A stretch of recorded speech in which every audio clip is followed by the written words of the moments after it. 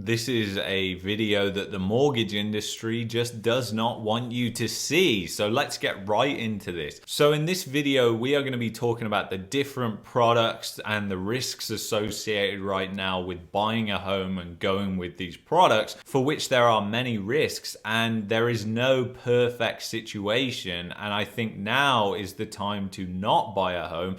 But in the case that people are just looking for the best product and they are really set on buying, I'm just going to give my opinion, my thoughts on these different products and the risks. So let's get into the first one, which is a fixed rate mortgage. So the fixed rate mortgage right now is the poster child for the mortgage industry. You know, the fixed rates have come down a little bit right now. So the mortgage industry is jumping up in joy and saying, hey, we have a product for you that you can pay a lower interest rate on and it's all going to be fantastic for you. But there are risks with a fixed rate mortgage, especially if you're getting it on a 5-year term, which is typical here in Canada. So what are those risks? The risks are that obviously if you sign into a long term, like a 5-year term, then essentially you might not be able to refinance, because if real estate prices fall over that time period and don't recover, then you could be in a terrible situation, especially with the lower amounts that you put down. So if you're putting less than 25% down, then you are taking on board more and more risk with that, and you've just got to be aware of it and acknowledge it. If you get a shorter term, then you'll be able to refinance earlier without the penalties, of course, but then the risks that you take along with that is the same as the ones with the longer term. That if the value of your home drops within that time frame, and depending on the amount you put down, you could be upside down on your mortgage and end up owing large amounts of money. So you've got to be really careful. And like I said, there is no good situation to buy a home right now. I think this is a really, really bad time to buy a home, and stick around to the end of this video and I'll tell you exactly why. The second product that I want to talk about is the variable rate mortgage. Now, the variable rate mortgage was the poster child of 2021 when rates were really, really low. Everybody was piling into these variable rate mortgages. But right now, the variable rate could actually be the one with the least amount of risks. And isn't it funny how you've now got the mortgage industry recommending the fixed rate that they should have been recommending during 2021? And essentially the variable rate is the one that they should now be recommending. And it just goes to show you how biased they are. And they're always trying to sell people on the payment being lower, when it's really not about that. It's about risk, because you are talking about large amounts of money. You are talking about typically the biggest financial decision that people are going to make during their life. So just to save $100 here or there to take on a boatload more of risk is not a good idea. So the risks with the variable rate mortgage are the same as the fixed rate mortgage in the sense of terms. Obviously, the term of the mortgage is going to be dependent on which one you pick. But the shorter term, you have to think, well, if prices are down when I go to refinance, what am I going to do? Play out those scenarios. I think it's important to stress test yourself and just realize that, you know, home prices are high right now. And if they come down, then have you got $30,000-$40,000 to come up with if you're upside down on your mortgage? And in my opinion, like, you are just taking on an insane amount of risk if you are putting less than 20-25% down.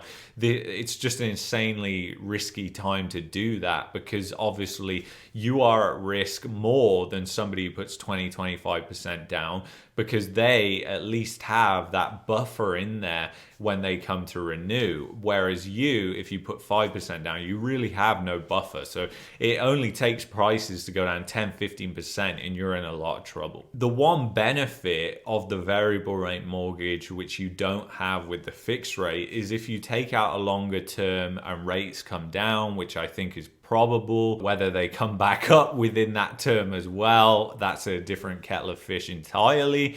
But when you think about that, you can actually benefit through the variable rate mortgage. Whereas if you're stuck in a fixed rate mortgage and the value of your home's gone down, you're not going to be able to refinance.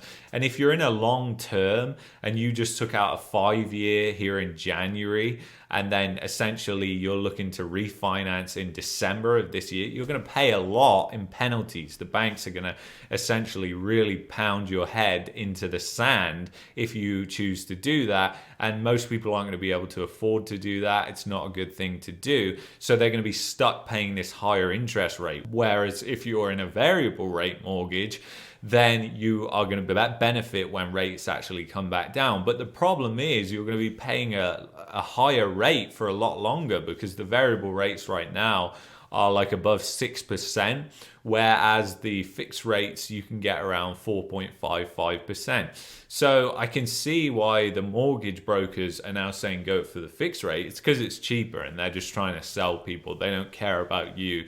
But the variable rate seems like the more logical at this point. And then there's also the risk with the variable rate, of course, the interest rates go a lot higher, and that could happen, of course. So, I mean, there are risks with both types of mortgages, and there is no perfect one, as I've said before. In my opinion, it is just a terrible time to buy right now. We are heading into a recession. If you go to a car dealership, you'll see that we are in a recession, in fact. So there are significant risks that are coming ahead. There is a lot of uncertainty right now, and the housing market hasn't nearly come down enough to compensate for the rise in interest rates that we've seen.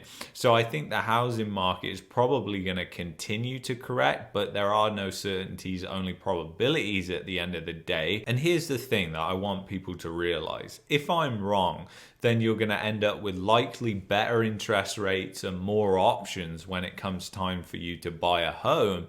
But if they are wrong, and when I say they, I'm talking about the mortgage industry, the banking industry, the real estate industry, then you're going to end up in foreclosure. And that is a totally different situation. So I think you really have to toss up which is more risky to you and kind of go with that. And I think there are a lot of people that still have a lot of FOMO that has been left over from 2021. When you have that much of a rise in 2021 and the start of 2022 in the real estate market, it creates an incredible amount of FOMO. And that FOMO doesn't just dissipate instantly when the market starts going down. I mean, the stock market right now is a good example of that. It's had a significant bounce. That FOMO is still there, and likely it will end up going down again at some point, and those people will get wiped out. So just be aware of that. Be aware of your psychology. Write down and have a plan when it comes to stuff like this, instead of just going off what you think is going to be best. Write it down. Stress test yourself. That's another good thing to do. And I hope you enjoyed this video. I hope it was somewhat of value to some people. I know there's a lot of question marks around mortgages, and a lot of people leave comments about them.